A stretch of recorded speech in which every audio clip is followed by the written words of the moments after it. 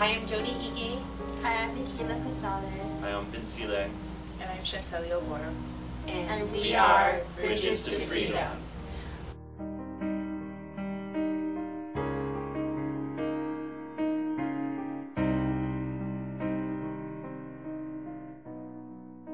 Our vision to your Bridge to Freedom states to live in a community free from violence and abuse, and to empower women and children as equal worth of all persons.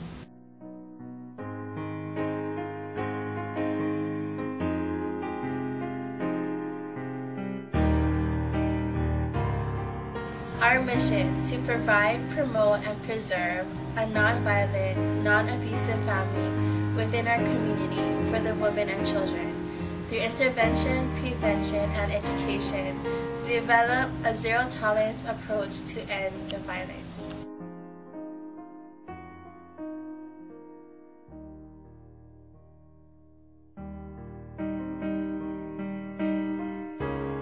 Bridges to Freedom has come up with the following programs to achieve our vision through our mission.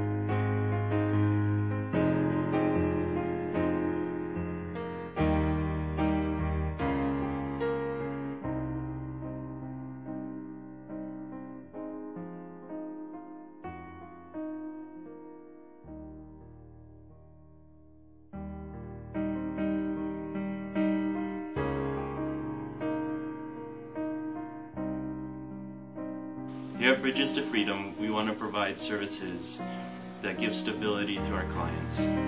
We don't want to have them feel left alone or unsure about the next steps in their processes. We want to be there for our clients the whole way through. We want to be able to provide aftercare for our clients, visits to them, support groups, counseling, education, transportation, and housing.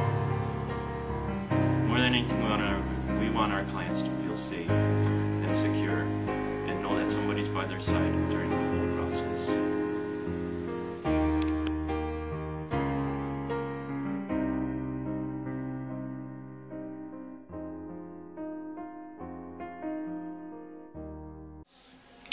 Hi, I'm Jody Ige, and I'm here today with Beverly Zigman, who is the program coordinator for the Lanai Task Force? Lanai Domestic Violence. Lanai Domestic Violence of Women Helping Women. And today she's here with us to tell us a little bit more about her program here on Lanai. And so if we could let Bev tell us a little bit about the program here.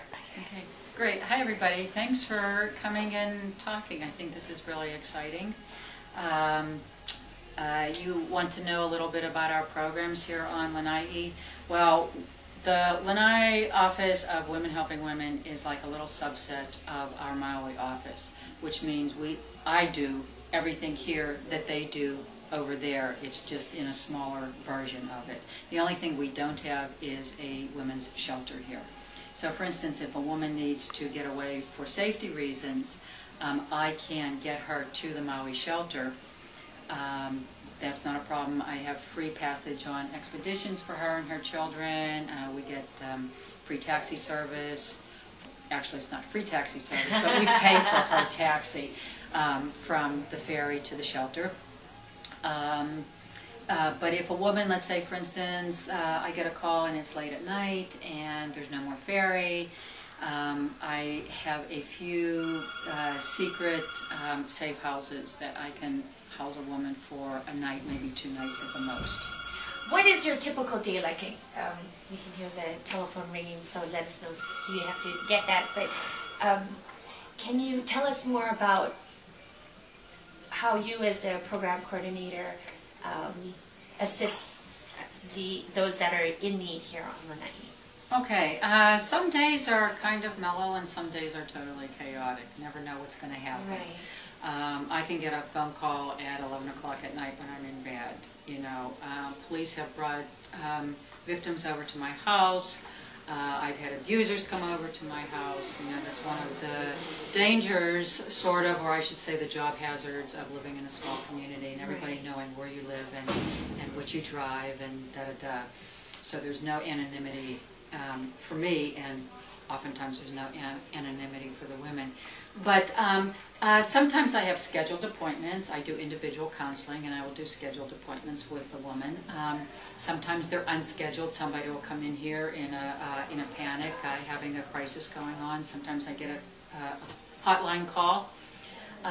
Sometimes someone comes in and says, the police suggested I come in for a restraining order, and I will help this woman file a restraining order.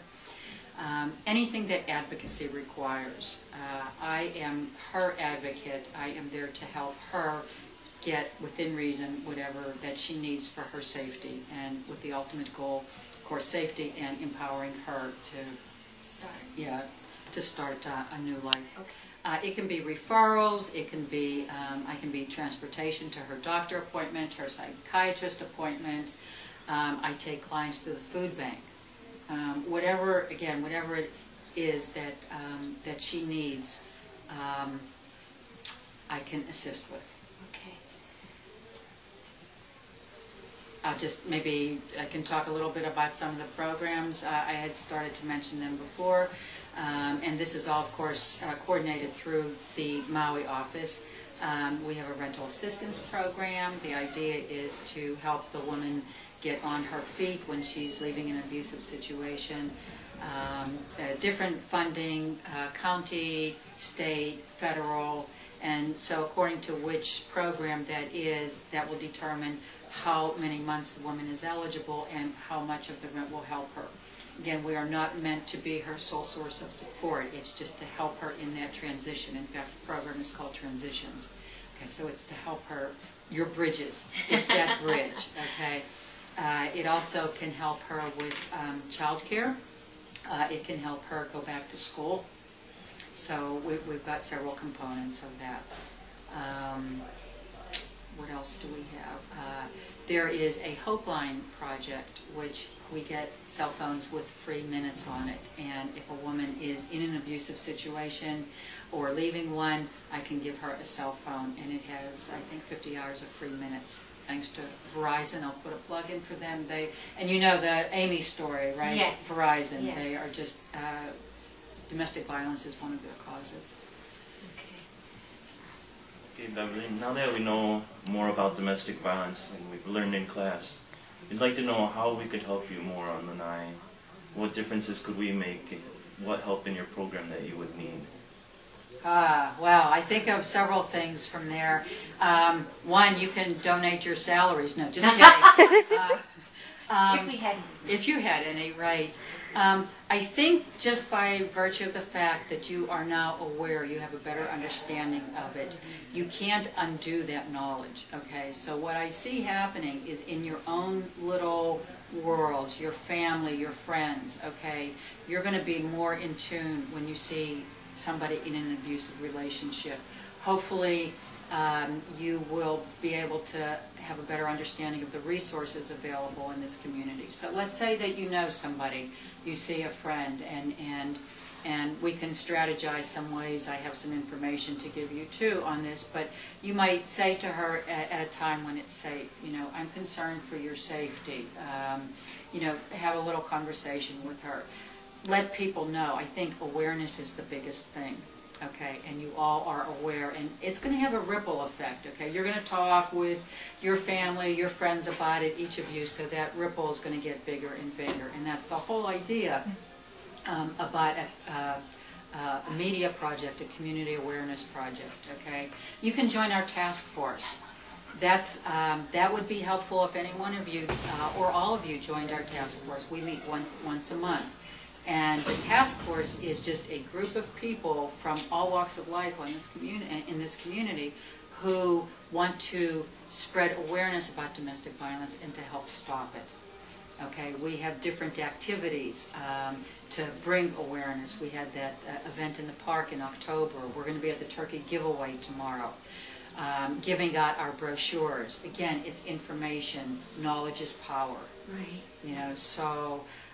What else you can do, educate yourselves more as to the causes. Vince, as a male, you're in a unique position. One of your male friends might be abusive or leaning toward that.